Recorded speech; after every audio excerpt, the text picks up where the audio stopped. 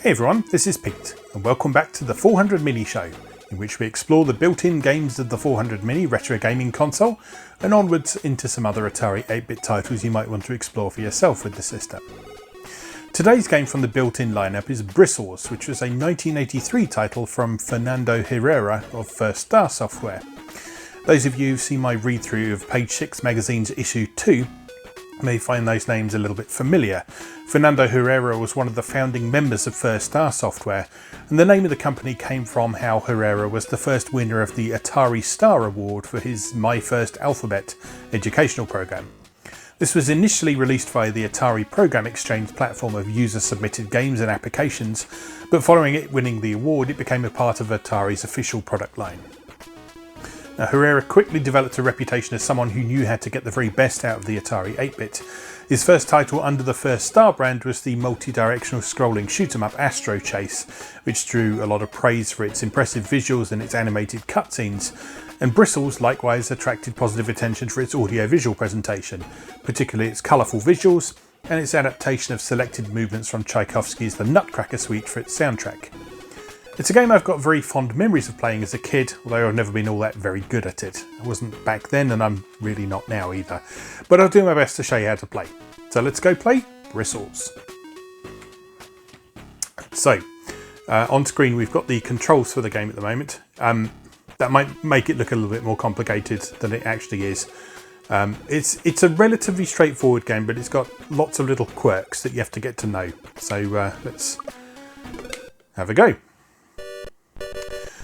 So we start by selecting how many players we want and which player we want to be, but we'll just stick with the default, which is Peter the Painter. Now your job in each level in Bristles is to paint all of the walls, all of the white walls. In this case we've got to paint them green. And while you're doing that, you are being resisted at every turn by all sorts of things. The things that are flying across the screen at the moment are known as, I think they're just known as like flying Halfpoints or something like that. And as you progress through the levels, you will start to encounter more types of enemies to deal with. So here we are onto the second level. On this stage you're introduced to the dumb buckets, which are the humanoid figures that are scuttling across the screen. And you'll see they move in a pattern. Their pattern is fairly straightforward and predictable. They will move one space forward. They'll get in the lift when it arrives, and then they'll go up or down one floor depending on which direction the lift is going. And they'll just make their way to the right hand side of the screen.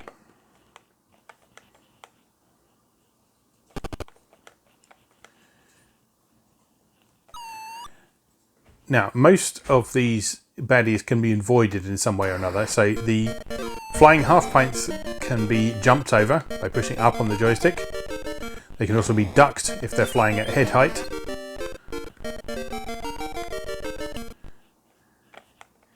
The dumb buckets though, the dumb buckets you have to just outwit and move around them.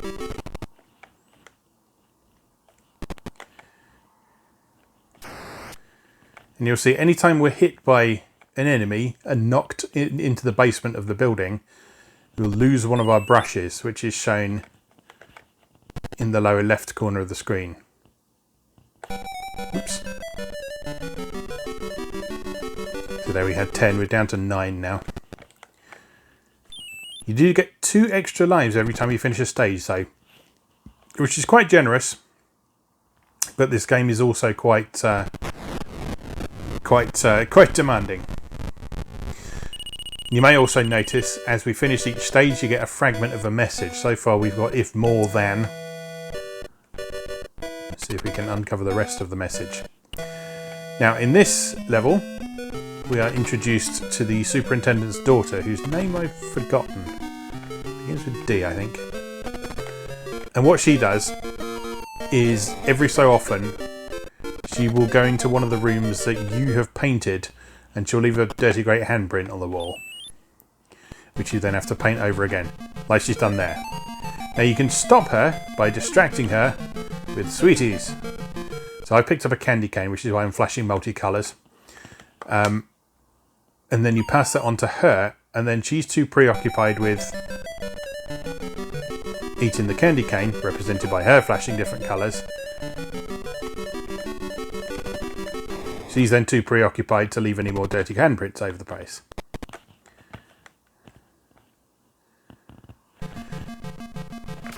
Oh no.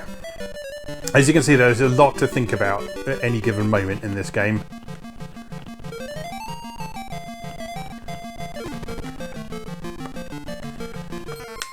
That was actually one of the criticisms from a couple of publications on its original release, is that there is so much going on that it can be a little bit difficult to keep track of everything. Uh-oh. Uh-oh, it's a bad position to be in. There we go. Right, let's get that candy cane.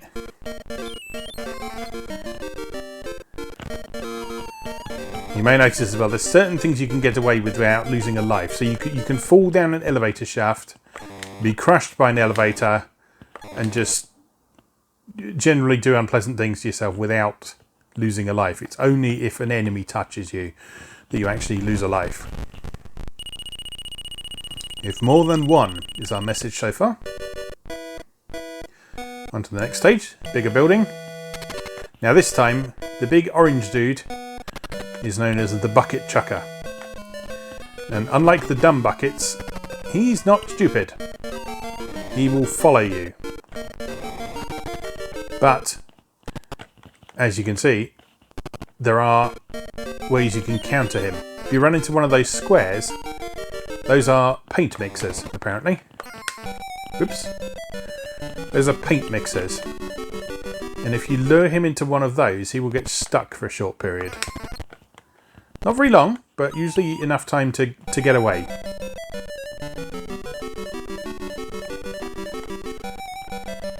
So what you want to try and do is be vaguely strategic. Oh god. What you want to try and do is be vaguely strategic about how you navigate the building.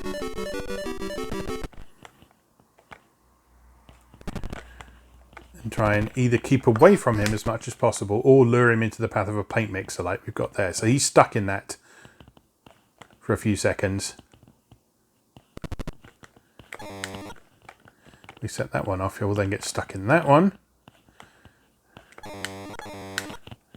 And we have got time to nip over here.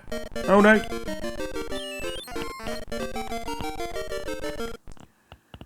don't know about you, but I feel like I would lose a life if I did that in real life. Fall down an elevator shaft. Oh no! Right. We need to deal with him. Oh, you can't run through him while he's stuck. So he is still a dangerous obstacle while he's stuck in a paint mixer.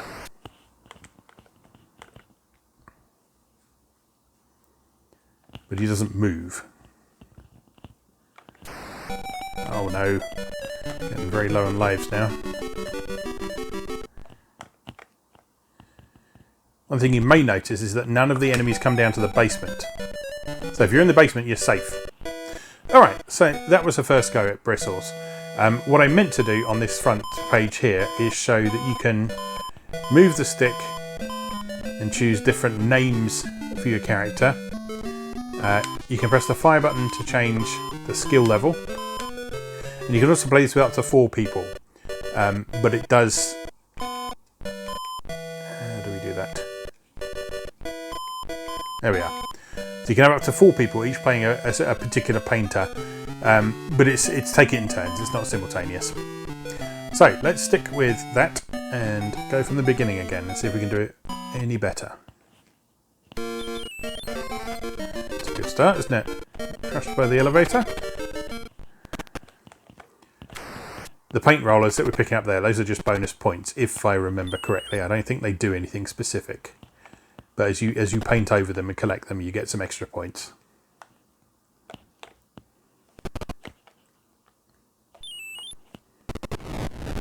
Now the thing with the jumping and the ducking in this is that it's quite rhythmic. So when you duck, you don't just keep ducking and while you're holding down on the joystick. You have a ducking animation that you go through, and you've got to time that correctly to avoid the flying Halfpoints. I think that's what they're called. I'm sure that's what they're called. It's definitely something like that.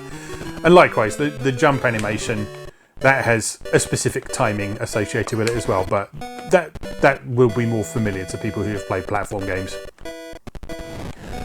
There we go. That was fairly smooth.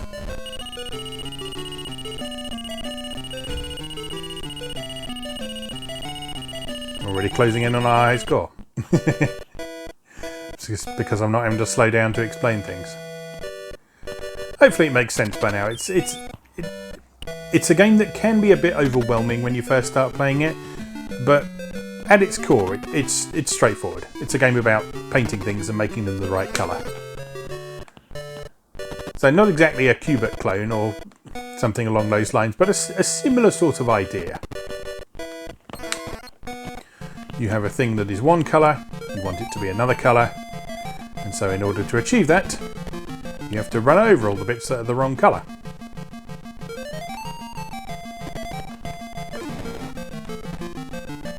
Yeah, there in the background, the lovely tones of Tchaikovsky's Nutcracker Suite.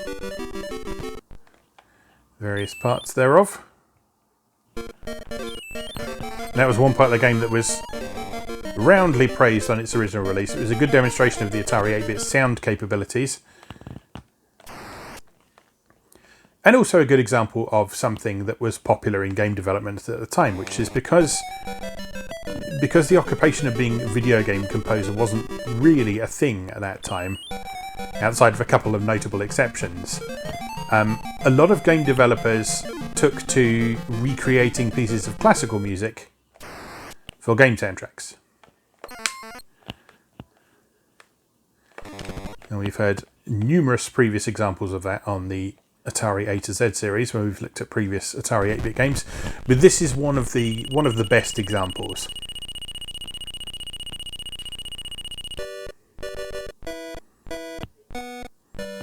If you speak to someone who played Bristles back in the day, one of the things they are more than likely to draw attention to is the music.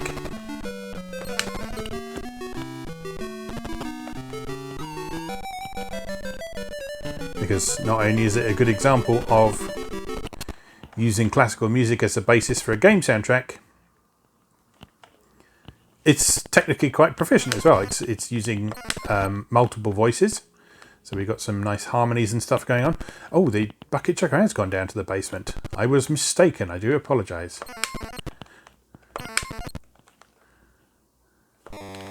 I'm sure I remembered reading in the manual that enemies don't go down to the basement for some reason. Oh, I think he's not supposed to go down to the basement. You see how he flicked back into position after I ran into him downstairs. No, no, no, no, no, no, no, no, no, no, no, no, no. None of that.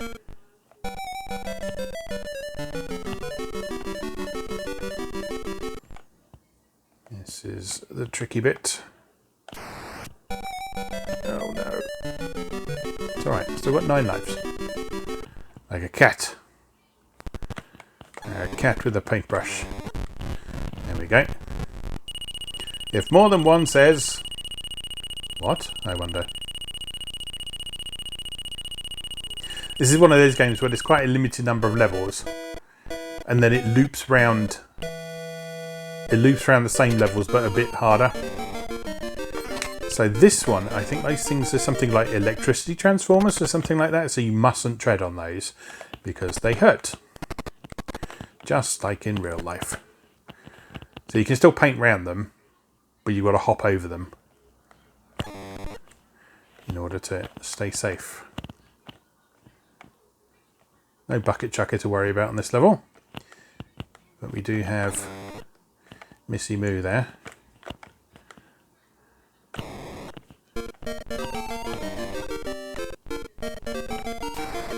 Oh no.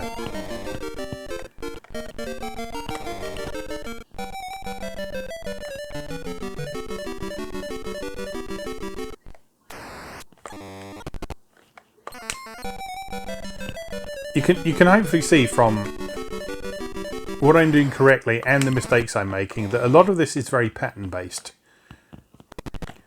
So an important thing to get to grips with as soon as you possibly can is how the dumb buckets move, because that is set. They will always move according to those rules I outlined before. They'll move one room forward, then they'll get in an elevator, and they'll ride up or down one floor according to which direction the elevator's going. And they'll make their way over to the right hand side of the screen. So using that knowledge, you can predict where safe spots are going to be.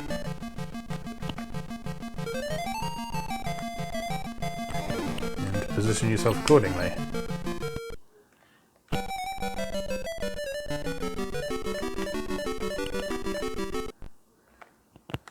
Seven lives left.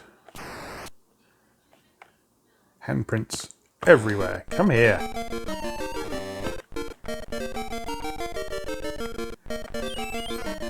Cursed wench.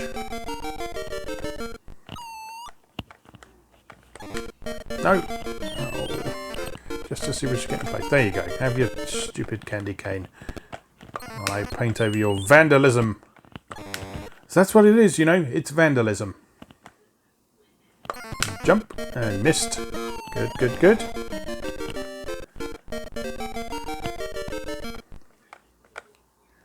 Still 7 lives, eh?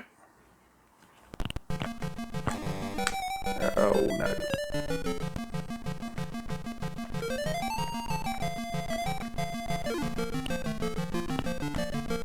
So the transformer thingies, I think, do cause you to lose a life when you run into them. So that is one obstacle you have to be a bit wary of. Oh no, go away.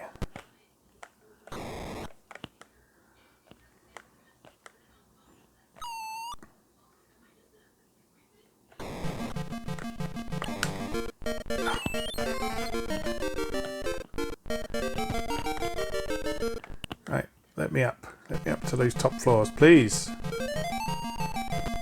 Right.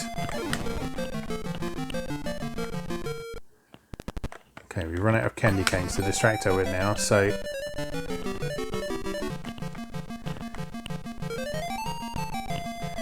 we're just going to have to sort out what we can and then deal with her damage afterwards. The flashing colours there means that we're running out of time. If you look in the lower right corner of the screen, you'll see the countdown timer, which is also your bonus timer, but you've got to finish the stage before the time runs out as well. I have a feeling that running out of time is like a full-on game over as well. Yeah, there we go. Yeah, there we go. So that's the end of the game if you run out of time. So you've got to be quick. You've got to be quick. That was a much higher score though. Pretty good. Let's have one more go and see how we get on this time. So 14,042 or 40,002 is the score to beat.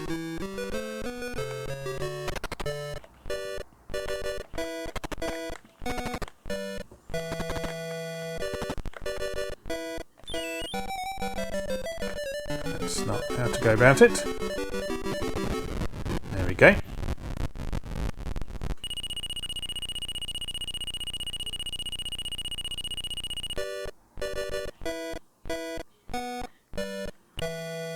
And onward.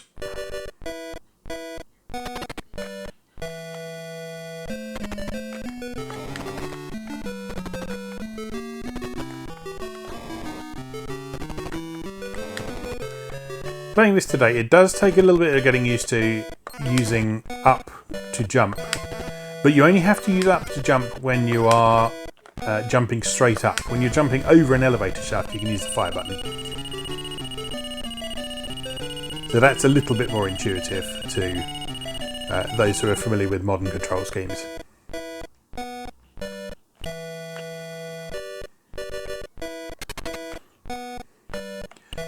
I've been quite pleasantly surprised with the 400 Mini how enjoyable it is to play these games with a joystick again, because normally if I'm playing stuff in an emulator on PC like in Altera or something like that, I'll typically use a joypad because that's what I have connected to my PC most of the time. But on the 400 Mini with the CX stick that comes in the box, I know there's been a bit of upset about that with some manufacturing defects not being ideal. But the one I've got has been fine. It's been great. It is a very stiff joystick. So that takes a bit of adjusting to. And the additional buttons that are included on it also take a bit of adjusting to. You have to find a good way of holding it that means that you won't accidentally press either the buttons on the ring of the joystick or the shoulder button in the corner. Because in some cases those are assigned to keys that will outright restart the whole game, which is not ideal.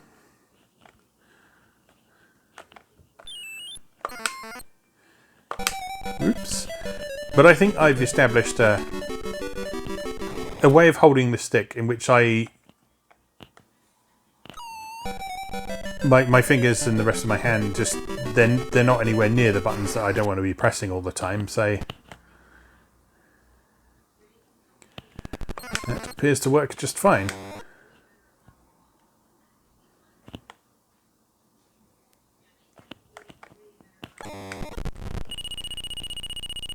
Okay. So far, so all right.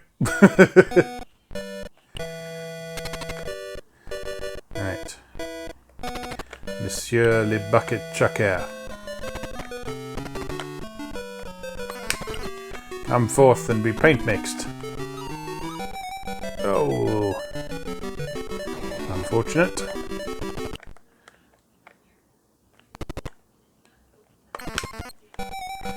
Oh, I think what I might have been thinking of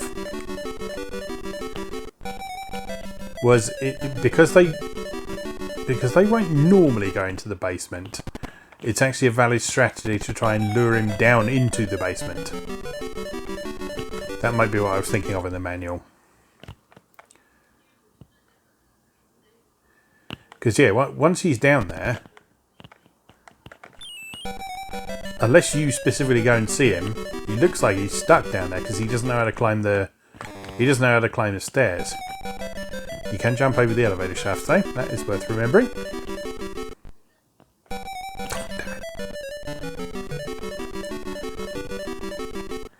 It's all in the timing.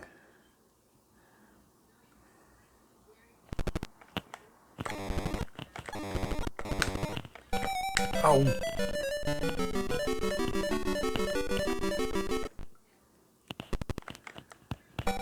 Oh, no way out there, was there? Alright, let's just encourage him back over there. No, you don't. Oh no!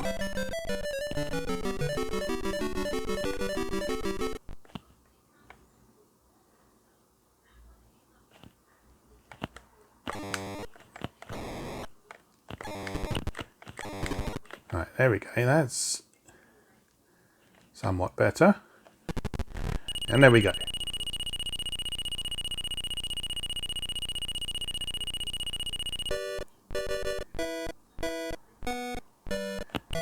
Just need to try and be relatively efficient on this one. We've only got 3 lives, so I'm not super confident.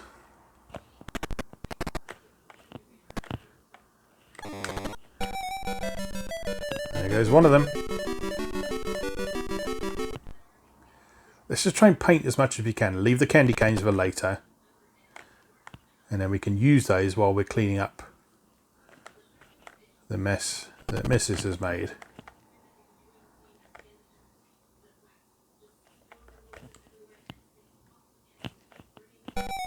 Oops.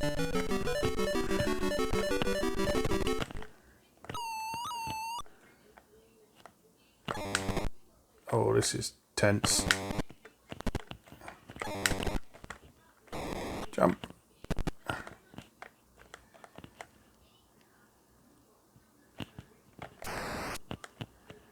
This is a tricky game, but it's a satisfying one. It's one that I've always liked. Even though after a certain point it does just get difficult. You know what? I'm going to have one more try. And just for variety's sake, we're going to play as Pam. Pam the Painter.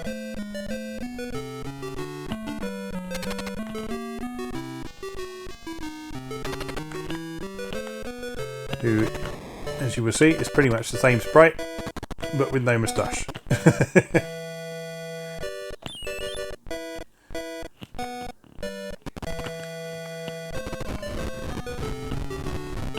Okay, first level, easy money. Easy money.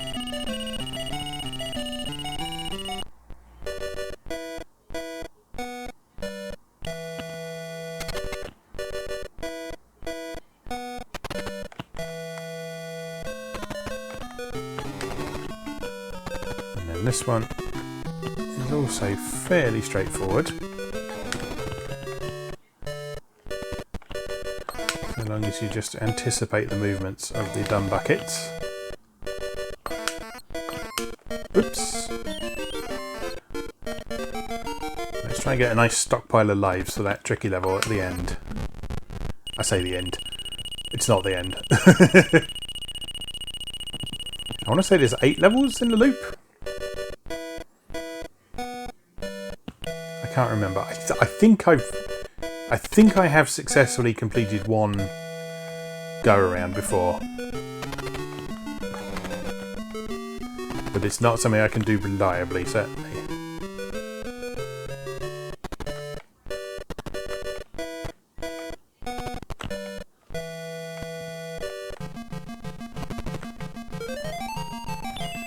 Right, duck and run. Now you may also notice I don't think you get hit by the cans when you're in a lift.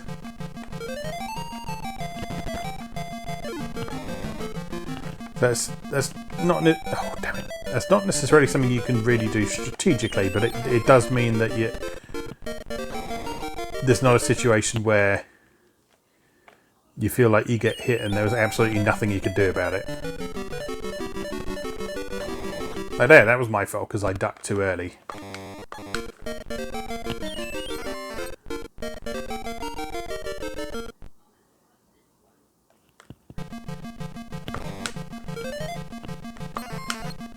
Oh, you cheeky madam. Have some.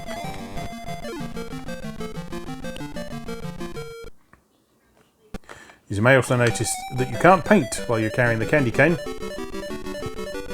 because your hands are full of sticky stuff. There we go. Right.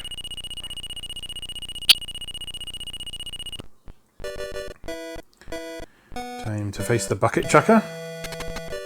He doesn't actually chuck any buckets, you'll notice. He just chases you.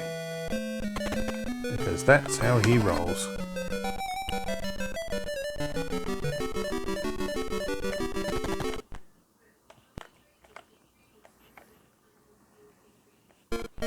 Oops.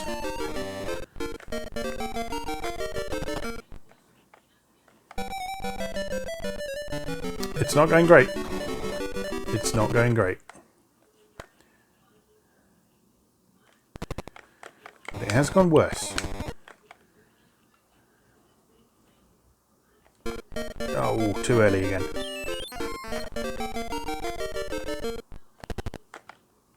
No. That's you, bucket chucker.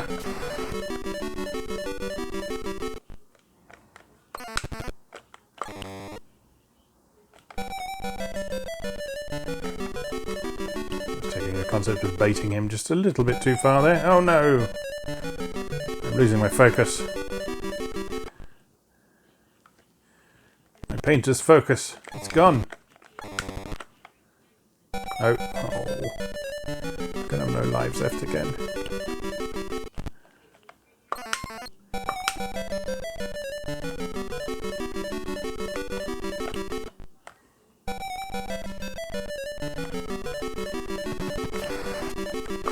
Yeah, this level has just been an absolute disaster. But we do have slightly more lives than we had last time, which is something. It's not much, but it's something. Right. Welcome to hell.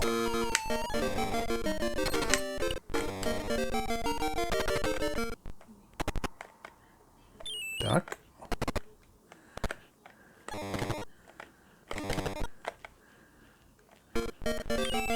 Okay, I'm going to try and prioritise the trickiest spaces first.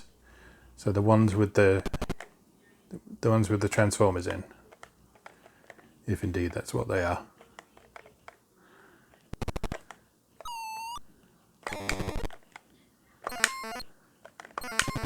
He says, ignoring his own strategy.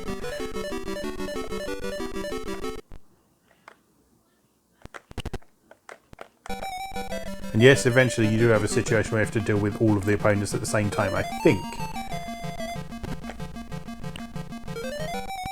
It might just be that it alternates between you having to deal with the girl and the bucket chucker.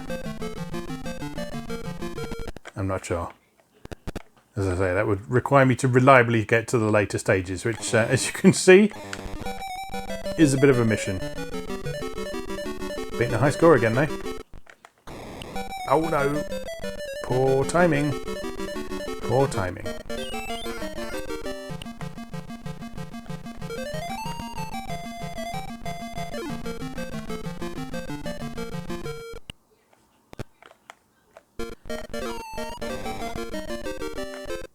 Sometimes it can actually be in your interest to get knocked down to the basement, because it can be a quick way of getting away from danger.